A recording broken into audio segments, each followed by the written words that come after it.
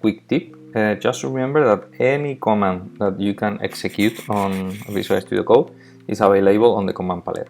Okay, in order to get the command palette, you can go here and view command palette. Okay, and here is everything. As you can see, for the scroll bar at the right, the list of commands is huge and extensions can contribute to them.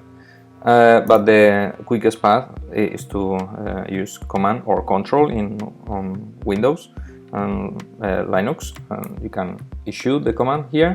Just type whatever you are looking for. I don't know, for example, toggle. There are many things. By toggle minimap. Okay, and then you execute the command that is on the tool palette and back and forth. Okay, that's it. Thank you.